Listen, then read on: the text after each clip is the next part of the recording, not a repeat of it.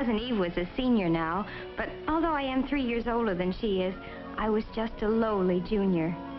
I'd been out sick for a long time, and then I'd gone to junior college. This real campus seemed wonderful to me, and it was such fun being with Eve again. Naturally, she had to show me around and try to bring me up to date. I was amazed that she wasn't engaged by now. She was prettier than ever. The number 1s are good. Let's have 2 of those, please. Make my number 3, if you don't mind. I don't see how you can eat so much so early in the morning. Are you on a diet by any chance? Of course I am, and you should be too. Every morning I exercise for 10 minutes. You can start right in tomorrow. Look, let's get this straight right now.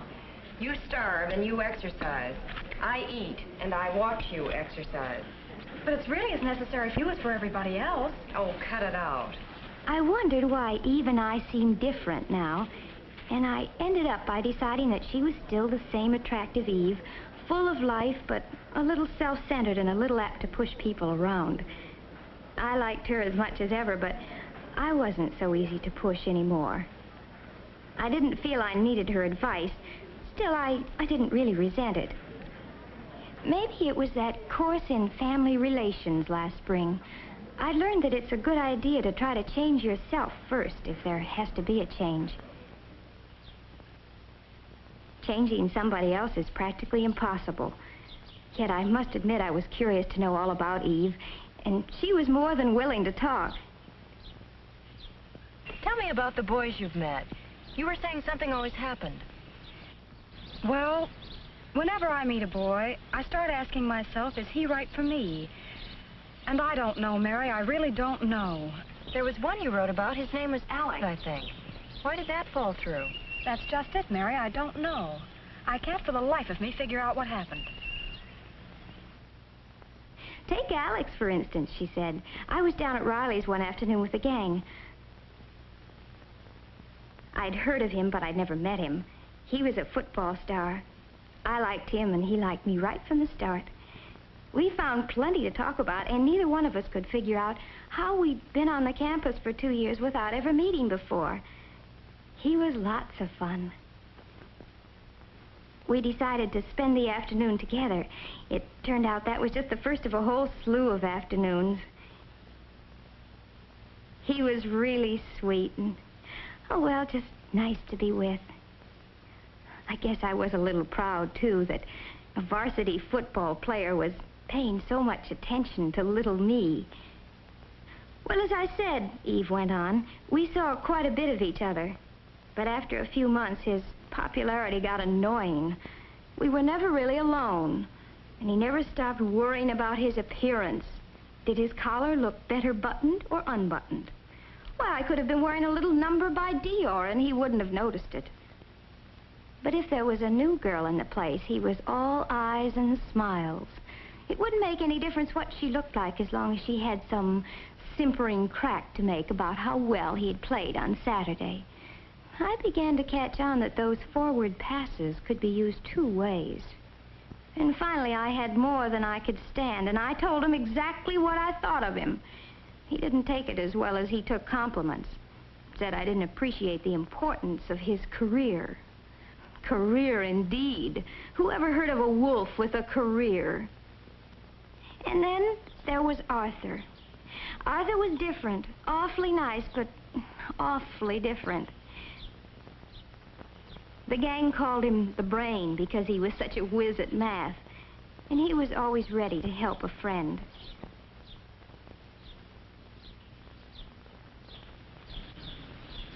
You're different from other girls. That's what you think. You're smarter. You're almost like a man. Oh, no, I'm very much the woman. I don't think of you that way at all.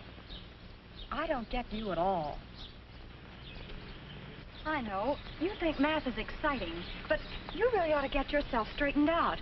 You'd be surprised how many things are just as exciting as math. Now, really, you don't think there's anything wrong with me? Oh, forget it. I've got to go now. We'll talk about it some other time. But there never was another time, said Eve. I was just another problem to him.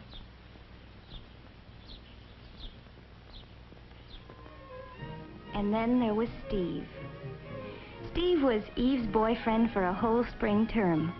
He was cute, she said, and really romantic. He had his own workshop where he made boats and things. Eve used to come by to pick him up after her classes were over. Come on, Steve, they're waiting for you. Oh, I don't know, Eve. Why can't we just hang around here for a while today? You can help me paint and we can listen to some good music. It'll be fun. Is that your idea of fun? I want to be with people. Oh, What's wrong with that, Steve? nothing. Oh, come on, you'll have a good time. Hurry up and get on your short. He never wanted to leave that old carpenter's shop. I tried to get him out once in a while, really I did. You know, Eve, you can't make a man over like you do a room.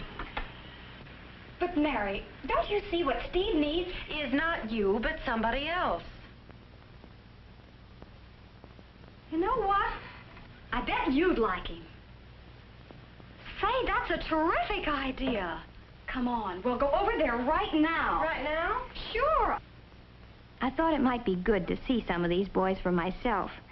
Besides, Steve sounded nice, and I thought I'd better begin to make some friends on the campus. Sure enough, we found him at the old stand, lost in thought and a pleasant job. It didn't take long to get the introductions over. Steve asked us in.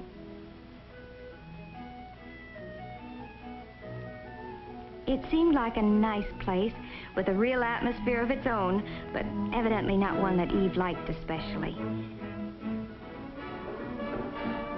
But Eve is like that, jumpy, full of energy. She never could sit still for long.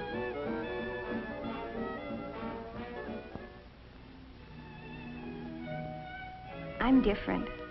Like Steve, I find it relaxing to keep away from groups sometimes and work out my troubles with my hands. Steve and I got along well together, though I could see he wondered how a friend of Eve's could be like me. He'd been thinking there was something wrong with him because he couldn't dance to Eve's fidgety tune. As a matter of fact, Steve was not the boy for me either, even though I liked him a lot. It would be too much like spending time with a twin brother. We're too much alike. I told all this to Eve the next day when we had a riding date. It was Saturday and the classes were over at noon. Now you see what I mean, Mary? All these boys are nice in their own way. They all have something I like, but it's only one side of their character. But the something Eve liked about a boy can't be separated from the rest of his personality. I couldn't make her understand that, but I did stick my neck out a little way. I think it would do you a lot of good to meet someone you can't push around. You mean someone who pushes me around? No, I don't. I mean someone who's not afraid of you. That's just like John. He thinks he's tough. I can't stand the sight of him. You're sure about that, Eve? Well, here's what happened last week. We drove out to the country together. We had a wonderful time. I can't remember when I've had so much fun. I guess we just clicked. Then, just as we were getting to know each other better, he says, "Let's go home." Was I mad? Here I was thinking he really cared, and he does a thing like that. But why did he do it?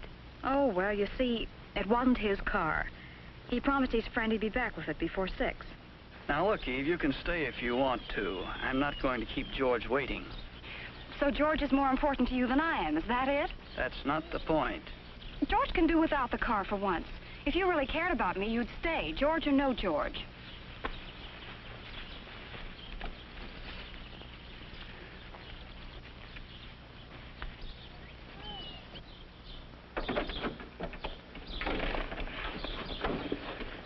You wouldn't want me to break a promise, would you? Why not? Well, I won't. I'm not going to let George down, even for you. You'll start sprouting wings if you don't watch out. Move over, boss. You're so inconsiderate. Look who's talking. Why, someone ought to take you across his knee and give you a good spanking. Might make you more human. Maybe you're the one to do it. Maybe, but I doubt it.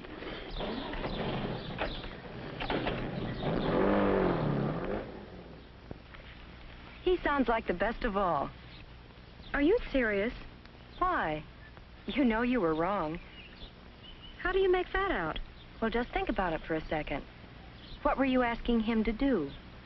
Prove that he liked me? What's wrong with that? That would never satisfy you. Why not? Well, that's not what you really wanted. Well, what was it then? You wanted him to do what you told him to do. That's what you always want, Eve. That's terrible. I thought I'd gone too far, but now that she knew what she was doing, she could decide for herself if she wanted to change. That's always the hard thing to learn, that if any change is possible, it must be change in yourself. You have to take other people as they come, or else leave them alone. I started thinking about Eve's boys.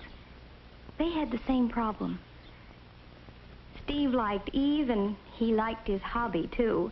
But he couldn't have both. It would be easier to find a girl who liked staying at home.